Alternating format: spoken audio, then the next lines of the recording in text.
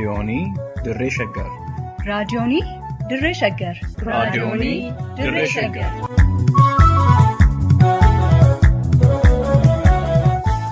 raadiyoonii Dirree Shaggar. raadiyooniin Dirree Shaggar torbanitti guyyoota sadii wiixataa roobii fi jimaataa galgala sa'aatii tokkorraa eegalee hamma sa'aatii tokkoo fi walakkaatti dambalii gabaabaa meetir baandii 19 kiiloo heerzii 17,575 irratti qophii dabarsuu amma jalqaba. raadiyoonii Dirree Shaggar.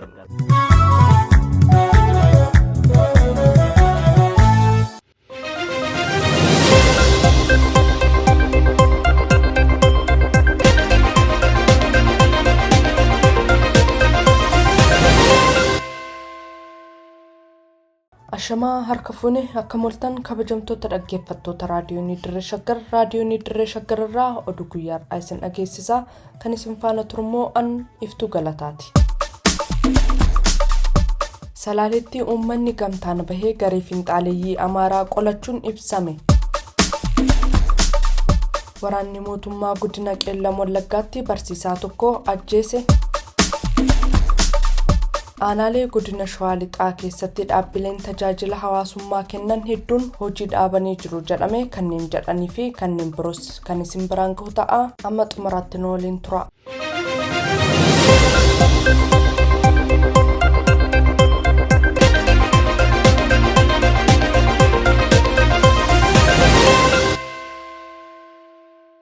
Salaaleetti uummanni Oromoo aanaa bichuu fi nyaa'aa gamtaan manaa bahee humnoota finxaaleeyyii Amaaraa faannoo jedhamanii fi daangaa Oromiyaa cabsuun miidhaa irratti qaqqabsiisaa turan ofirraa qolachuun dhaga'ame. Jiraataan aanaa bichuu fi nyaa'aa tokko raadiyoonii Dirree Shaggaritti akka himanitti uummanni aanichaa hagayya 26 bara 2023 walitti birmachuun humnoota finxaaleeyyii Amaaraa faannoo jedhaman kanneen daangaa Oromiyaa humnaan cabsanii seenuun uummata nagaa aanichaa ajjeesaa fi dararaa turan irratti tarkaanfii fudhatee jira. Finxaaleeyyiin Amaaraa kunneen qarqara daangaa Oromiyaa irratti waraana guddaa leenjifachaa akka turan kan eeran maddi keenya yeroo isaan uummata nagaa gooluuf socho'anitti uummanni waliif birmatee humnoota kanneen ofirraa qolachuu himaniiru. Humnoonni finxaaleeyyii Amaaraa faannoo jedhaman kunneen tibbana magaalaa guddittii aanaa bichuu fi nyaa'aa mandiidaa to'achuuf uummata nagaa irratti dhukaasa banuun namoota hedduu ajjeesanii hedduu madeessuu akkasumas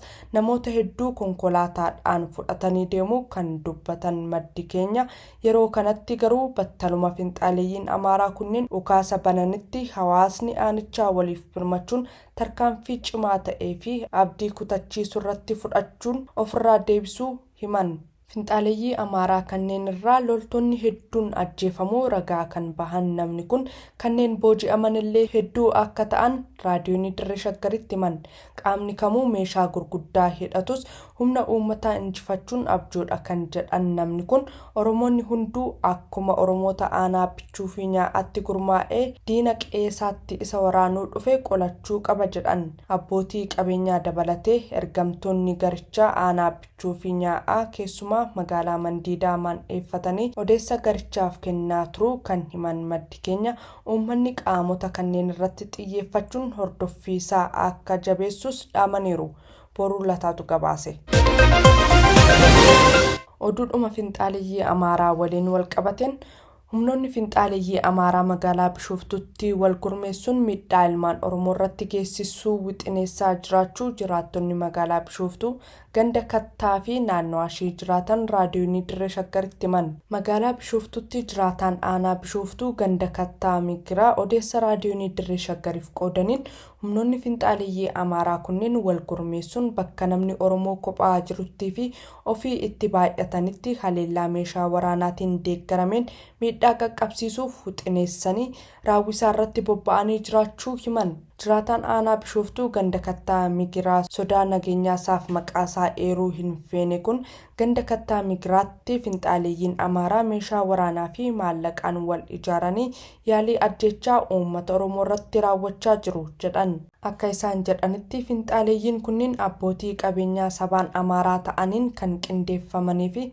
deeggaraman yoo ta'an yaaliin nama sabaan Oromoo ta'ee ajjeesuuf yookaan miidhaarraan geessisuuf yaalan guyyumaan dabalaa deemaa jira jedhan.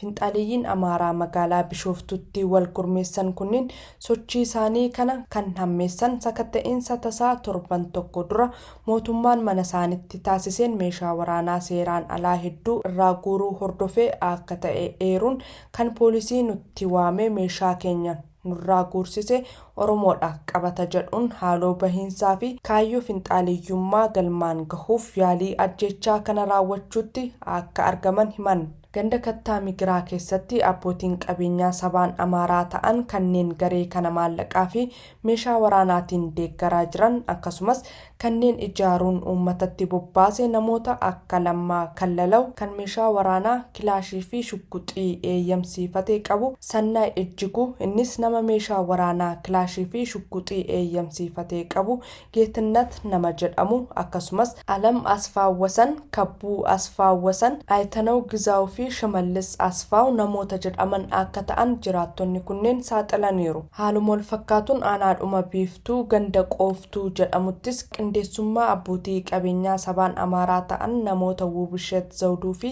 Girmaa Maammoo jedhamaniin humnootni kunneen sochii hammaataatti akka jiran maddeen himanii namoonni Bahaayiluu Tasfaayee, Taamiruu Maammoo, Warquu Yashii fi Tasammaa jedhaman immoo deeggarsa maallaqaa fi loojistiikii adda addaa gochuun kanneen humnoota finxaaleeyyii Amaaraa kunniin uummata Oromoo irratti badiif bobbaasan keessaa muraasa ta'uu dubbataniiru. Ganda Godinoo jedhamuttis haaluma wal fakkaatuun finxaaleeyyiin Amaaraa duula Oromoo irratti banaa jiran kunneen namoota akka Makonnin Taklee, Abaata Shawaayyee, Amaaraa Asraat, Aschaalaw Kaasaa, Abbaba Baqaaluu, Zawdee Alamaayyoo, Addis Maamiree fi Akaaluu Tsaggaa namoota jedhamaniin deeggaramuun uummata Oromoo irratti aggaammii hamaa geessisuuf akka jiran quba qabaachuu jiraattonni raadiyoonii Dirree Shaggariif mirkaneessaniiru. Finxaaleeyyiin Amaaraa bifa kanaan meeshaa waraanaa fi maallaqa deeggarsaa abbootii qabeenyaarraa argataniin Oromoo haleeluuf qophaa'aa jiran kunneen gaafa Hagayya 17 bara 2023 ilma Oromoo Geetuu Nugusuu Ungushii jedhamu irratti ganda kattaa Migiraatti guyyumaan yaalii ajjechaa taasisuu isaanii kan eeran maddi raadiyoonii Dirree Shaggar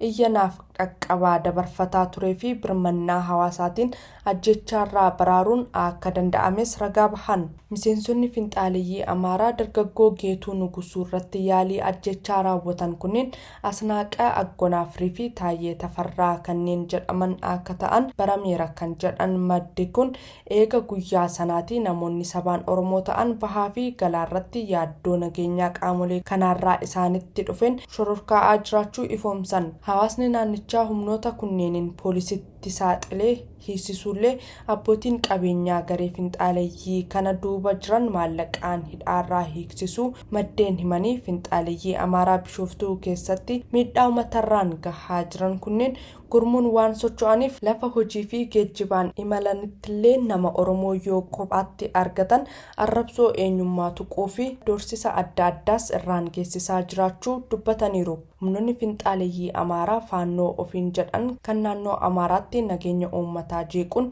labsiin muddamaa mootummaa federaalaatiin irratti labsamee jiru torban darbe keessa dirree waraanaa gara qe'ee Oromootti jijjiiruuf sochii taasisaa jiraachuu ragaan sagalee miliqee bahee fuula miidiyaaleerra naanna'aa ture kan agarsiisudha. Sochiin amma magaalaa Bishooftuutti finxaaleeyyiin Amaaraa kunneen godhaa jiranis qaamuma waraana gara Oromiyaatti fiduu ta'uu waan danda'uuf uummanni Oromoo walis ta'ee qeesaa dammaqinaan eeguu akka qabu jiraattonni kunneen dhaamaniiru. Gurmeechaa Gammachuutu gabaase. Waraanni mootummaa sababa sakatta'insa waraana bilisummaa Oromootiin bobbaafame godina Qeellam Wallaggaatti barsiisaa Mitikuu Eebbisaa jedhamu ajjeesuu maddeen raadiyoonii Dirree Shaggar ibsan. Maddi bakka seerraa raadiyoonii Dirree Shaggariif odeessa qoodan tokko akka jedhanitti waraanni mootummaa raayyaa ittisa biyyaa jedhamu Hagayya 26 bara 2023 godina Qeellam Wallaggaatti barsiisaa Mitikuu Eebbisaa jedhaman waraana bilisummaa Oromoo tumsita eega ittiin jedhee booda rasaasa itti dhukaasuun ajjeeseera. Raayyaan ittisa biyyaa naannawaa Qeellam Wallaggaa socho'u barsiisaa Mitikuu Eebbisaa mana isaaniitii gadi baasuun maatii isaanii fuulduratti rasaasa itti roobsuun akka galaafatan kan eeran maddi kun barsiisaa abdii biyyaa ta'e seelii shaniiti ittiin jechuun maqaa hin jirre itti dhoobanii sababa ajjeefamuun hin malleen ajjeesuun haqa maleessa eega jedhanii booda gochaan kun gara jabina daangaa darbee akka ta'e dubbatan. Barsiisaan kun hojii idilee isaaniitiin ofii fi maatii isaanii jiraachisuu malee hariiroon waraana bilisummaa Oromoo waliin qaban tokkollee hin jiru jedhan. Godinichatti sababa waraana bilisummaa Oromoo deeggartuu jedhuun lubbuun namoota nagaa hedduu darbuu kan himan namni kun ammas gochaan wal fakkaataan itti fufee jiraachuu eeran. Hawaasa godinichaa hedduu irratti xiyyeeffachuun keessumaayyuu dargaggoota hidhaa fi reebaa akka jiran dubbatanii sababa kanaan hawaasni rakkoo hammaataa keessatti akka argamu mirkaneessan. Gandoota baadiyyaa keessa deemanii qonnaan bultoota garmalee dararaa akka jiranis dabalataan ibsanii jiru. Boruu Lataatu qindeesse. Oduu guyyaa har'aa xumuraatiin godina Shawaa Lixaa aanaalee garaagaraa keessatti dhaabbileen tajaajila hawaasummaa kennan kanneen akka buufata fayyaa fi manneen barnootaa tajaajila kennaa turan erga dhaabanii waggoonni lakkaa'amuun himame.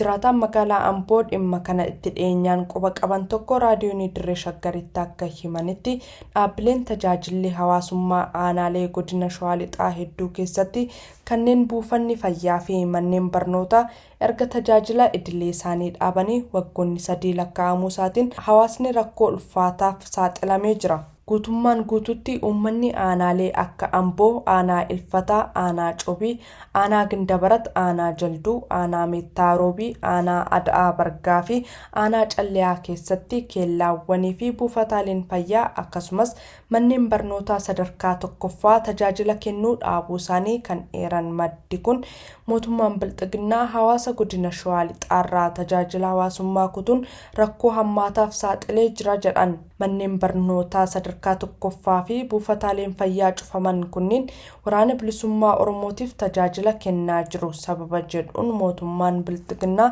cufuu isaanii hawaasichi keessumaayyuu tajaajila fayyaa argachuuf daran rakkachaa jiraachuu eeranii manguddoonni ijoollee fi dubartoonni ulfaa yaala dhabanii rakkoo hammaataaf saaxilamanii jiraachuu ragaa bahan. Tajaajilli geejjibaa hawaasa magaalaa fi baadiyyaa wal quunnamsiisan adda cituun tajaajila kennaa akka hin jirre kan eeran maddi kun sababa kanaanis uummanni bakkaa bakkaatti socho'uu dhabee rakkoo daran hammaataa ta'e keessa jiraachuu ifoomsan.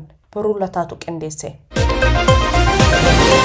Kabajamtoota dhaggeeffattoota raadiyoonii Dirree Shaggar oduun har'aaf qabannee dhiyaanne kanumaan gammaa ture waan waliin turtaniif hedduu galatoomaa. Sagantaa lafaa fi lafee ittaan waliin turtii gaarii qabaadha.